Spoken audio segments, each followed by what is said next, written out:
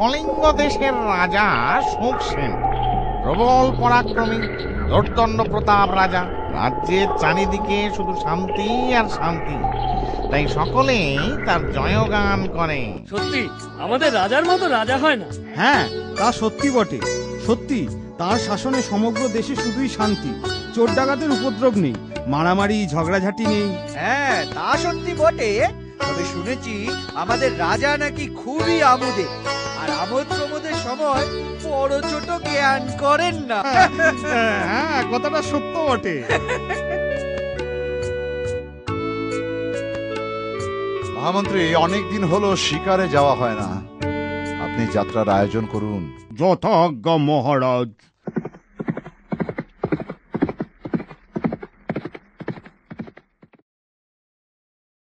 আজ সারাদিন ঘুরলাম, কিন্তু জঙ্গলে একটা পশু পাখি পর্যন্ত দেখতে পেলাম না।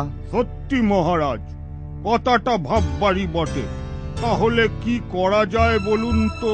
চলুন জঙ্গলের আরো গভীরে যাই। বেশ, তাই চলুন মহারাজ।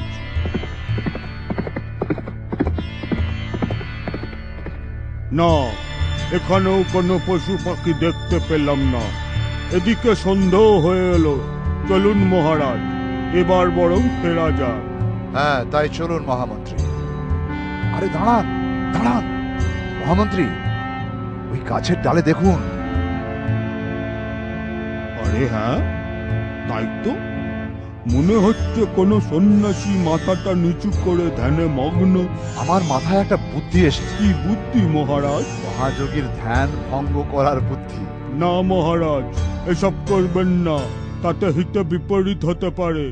এরা সন্ন্যাসী মানুষ, রেগে গিয়ে সাপ দিয়ে ভস্য করে দিতে পারে। তুমি বড় ভীতু, চলো ফেরা যাক।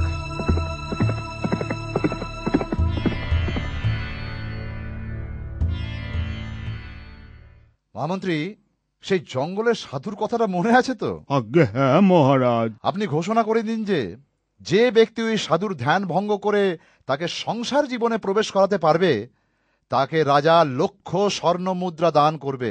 যথা আজ্ঞা মহারাজ।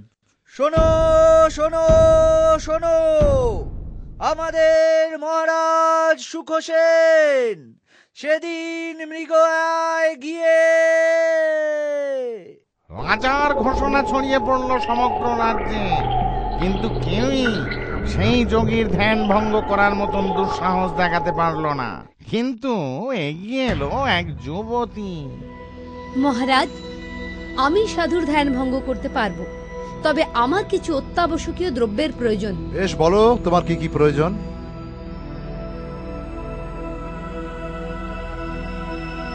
বেশ, ঠিকই আছে, সবই তুমি পাবে। তবে আমি আজই যাত্রা করি রাজন।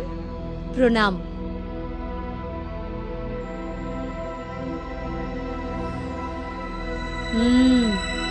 সাধু বেশ দুর্বল, এখন ওনার দরকার পুষ্টিকর খাদ্য। যাই, একটু মোহনভোগ তৈরি করে আনি। মোহনভোগ তৈরি। যাই, এবার কাজ শুরু করি। যুবতী ধীরে ধীরে সাধুকে খাওয়ালো সেই মোহনভোগ। সাধুর গায়ে একটু জোর এলো, চোখ মেলে তাকালেন তিনি, তারপর উঠে বসলেন, শুধলেন যুবতীকে। কে তুমি দেবী? আমি গন্ধর্ব কন্যা, এখানে তপস্যার জন্য এসেছি। আপনি আমায় তপস্যা শেখাবেন? নিশ্চয়ই শেখাবো। সাধু তপস্যা শেখাতে শুরু করলেন যুবতীকে, কিন্তু ধীরে ধীরে ভালোবেসে ফেললেন যুবতীকে। হে সুন্দরী, আমি তোমায় ভালোবাসি, তোমায় বিবাহ করতে চাই। এতে কি তোমার কোনো আপত্তি আছে? আমি তো আপনাকে প্রথম থেকেই আমার স্বামী বলে স্বীকার করেছি, কিন্তু আপনার ভয়ে এতদিন তা বলতে পারিনি। সাধু বিবাহ করলেন যুবতীকে। কালক্রমে তাদের এক পুত্র সন্তানও জন্মালো। পুত্র সন্তান একটু বড় হলে সেই যুবতী বললেন, স্বামী, ছেলে বড় হচ্ছে, এবার ওর বিদ্যা শিক্ষার সময় উপস্থিত। চলুন এবার আমরা জনপদে যাই। বেশ, চলো তবে।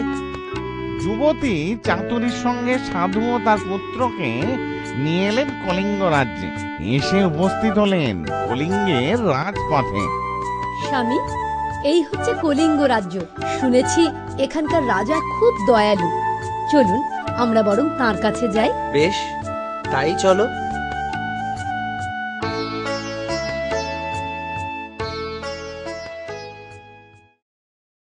তুমি সেই রমণী না? তাই একে? এ আমার স্বামী, সেই সন্ন্যাসী, আর এটি আমাদের ছেলে। হ্যাঁ, সন্ন্যাসী গৃহী। সন্ন্যাসীর তাহলে ধ্যান ভঙ্গ হলো? মহারাজ, এবার সেই 1,00,000 স্বর্ণমুদ্রা আমায় দিন, কারণ আমি আমার কথা রেখেছি, সন্ন্যাসীর ধ্যান ভঙ্গ করেছি। ওরে পাপিষ্ঠ, ওরে নরাধম, তোরা চক্রান্ত করে আমার ধ্যান ভঙ্গ করালি। আজ আমার হাত থেকে তোদের কেউ রক্ষা করতে পারবে না, কেউ না। ও